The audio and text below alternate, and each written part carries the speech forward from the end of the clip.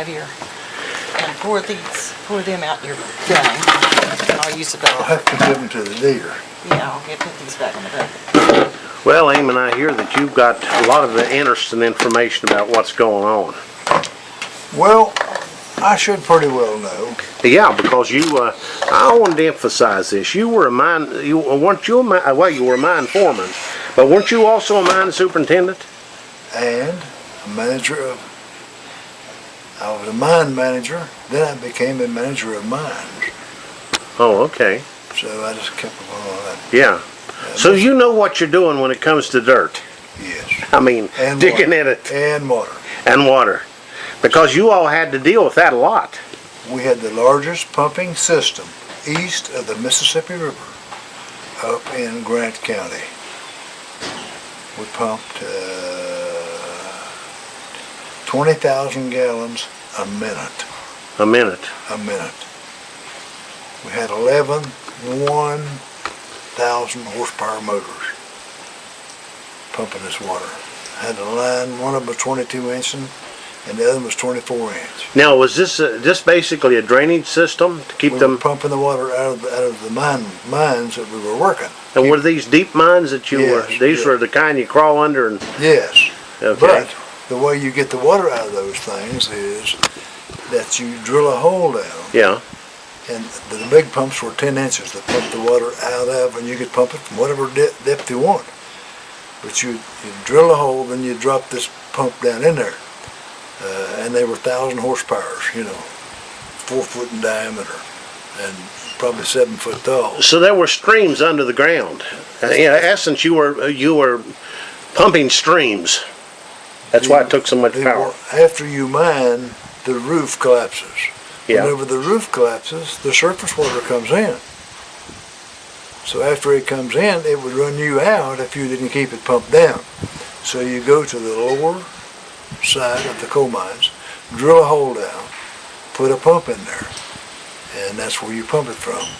Now the depth that those pumps will pump depend upon how many bowls they have on the bottom. If you had 2 bowls, that would probably pump 20 feet. And Now so these are intake yes. devices. One bowl pumps to another one, another one, another one, another one, another. And in some occasions we had as many as 10 bowls on one pump. And that would lift it up probably 300 feet. Then you pump it out into a pond, you pick it up from there and relay it on to where you're treated. Costs us $10,000 a day to treat that water. So it's easy, it's pretty safe to say you understand water treatment, right? I think about as well as anybody. So you're probably the most accomplished person on that board. Should be. I don't know of anybody else that had the type. Well, I hear this man named Litzy. Yeah. Is he a doctor? Does he have a doctor's degree? No. Or that's the other guy, right? Rigby. What qualifications does Litzy have? He's been a school teacher, I believe he said, for 38 years. Oh, okay. Up in Maryland. He worked in education, and I believe the last part of his educational thing was he was a psychiatrist. I think. But I think he had 38 years in education. So he probably doesn't, do you know if he has any qualifications whatsoever to be dealing with sewage and water? Nothing that I know of. What about Tom? Well, Tom came here not very long ago, Yeah. and the first thing that happened was the Sharps farm down there, and I helped Tom get that stopped. Right. But I don't believe in eminent domain. Right. Anyhow, we got it stopped, and that's been probably some 5 or 6 years ago. As far as I know, Tom has no qualifications for sewage or water.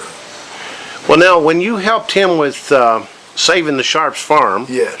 there were a lot of people on that issue, That Sharps farm issue, what was his primary contention in that? It was too close to his bed and breakfast? That was one of the... Besides eminent domain. Yes. That was one of the complaints he had. Another one, that it was a karst area, then if a line should break, it would pollute the underground. So he was concerned about there might be a cave under it. Yes, that's correct. and he complained that the odor would bother him. The odor? Yes. See, the plant would have been approximately 1/2 of a mile down the road from him. Right. On the opposite side. So it would. He thought it would be a pretty big stink right there at close. Yes. And he has guests coming in there to his bed and breakfast. That's correct. Well, now, one of the current proposals is to put it absolutely right behind the motel. Yes. What happened to his argument about the distance and the stink? I never heard anything brought up. So he's not, he doesn't have any problem with it being behind a motel. It appears he does not, or does Mr. Litzy. However, I voted against that. Right. But, well, you probably were concerned about the smell. I am, and I'm concerned about what Snowshoe Mountain, the owners of Interwest, might do later on whenever the odor got pretty bad. Then they might sue us. You know, I don't know what might happen. Right. Could happen. Yes, certainly could, because it belongs to them. Now, they're the ones that built it originally. Yes, that's correct. Well, this would be right behind the Quality Inn. Who owns the Quality Inn? Snowshoe Incorporation. Okay. So Snowshoe is an opponent. Am I right in saying Snowshoe's an opponent of putting it behind the motel? I couldn't say. I wouldn't say. I really don't know what. So they may be in favor of it. Oh, they could be, but I don't believe so. Well, they've sued PSD, right? Hasn't Snowshoe involved in a suit with Russell, Holt, and somebody else? Snowshoe, Russell Holt, and I believe 4 others have filed a complaint. Oh, filed a complaint, yeah. Yes, they filed a complaint that nothing has been done for years and years and years, and really the fact they want it turned over to receivership. Oh, okay. And so far it hasn't been, but I'm not going to say how much longer it might last. But in other words, they just want to make something happen. That's correct. But Russell Holt wants sewage on his property, and I don't think it's no more than right that he gets it. Right. As well as some other people in the valley. I'm a believer in that we serve all of the people that want served, and them that don't want served, leave them alone. You know, that's pretty good thinking. I'd expect that from a mine superintendent. Yeah. Well, now these sites, I'm trying to get an understanding of it. Sharps Farm's out. That's correct. And there's a site 7A. Yes. And there's the proposed site behind the inn. Now, how much is site 7A going to cost PSD? Let's just take a little further than what you went. All right. The original site that myself and Mr. Smith had appointed, and had it went through, it should be in operation today. Okay. And that is site 7-12. That's the one right beside the old barn going up the mountain. Yes, that's correct. Okay, I'm familiar with that. Big space. Yes, 4 something acres. Yeah. Free. Not costing anything? I think $1. Oh, okay. And Snowshoe's willing to donate that? They don't have.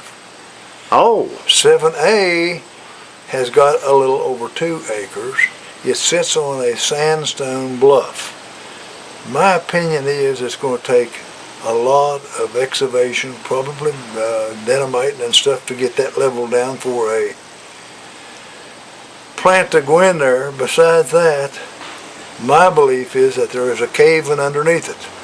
Karst? Yes. Well, Tom don't go for that site, right? I don't know. Harvey Galford said he had been in the cave, and it was the only place he could find ice. Of all the caves, that was the only one he could find ice in July. You better hustle. So, now, it's believed then that there is a cave underneath 7A. Well, that would fit Tom's complaint. He would be one that would object to that because he doesn't want to see sewage put on top of Karst. That's correct. But the karst is all over this country. It runs clear into Kentucky. Yeah. But back to that site, there's more problems with it than what we have talked about. Okay, this is 7A. Yes, Mr. Bill Letterman is a caveman. He's been caving for years. He bought a map over there of that cave. I don't remember the exact measurements, but there's a room back in there, probably 200 feet long, thereabout, and 10 feet high, and 30, 40 feet wide. And from what I can tell of that map, it went right back underneath Site 7A. Now, I may be wrong about that, but I don't believe I am.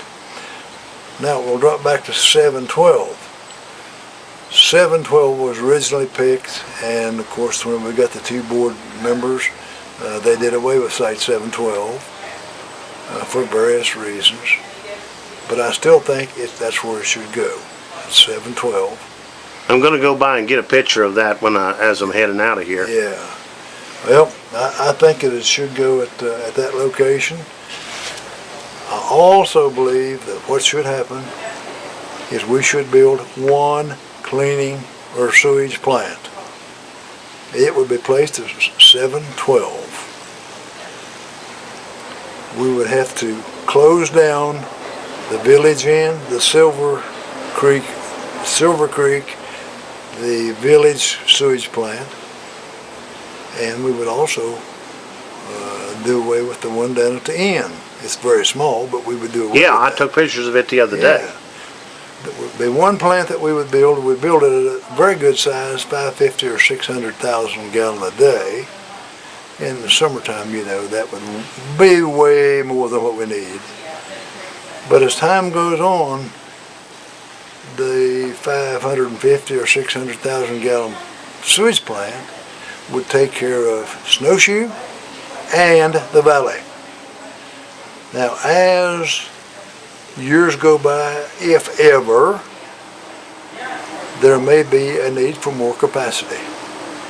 If so, at that time, we would build another sewage plant on the village property.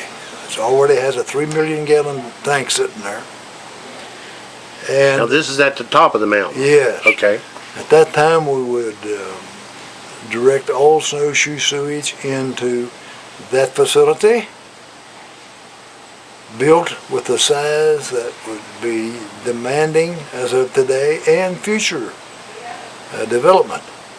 So it might be 400,000, 500,000, I don't know. So that'd be kind of a bonus for the valley. Whenever Yes, Snowshoe kicked theirs in, they wouldn't be Sure. impinging upon the Sure. waste load of the valley. Well, we would send the effluent back across the mountain and dump it into Shavers Fork. Oh, okay. So that would take the waste load off of Big Springs. Of course, if Snowshoe got out of the picture at Pite 712, my God, that should do the valley for years and years, if not forever. However, see, we're taking a chance by building one plant and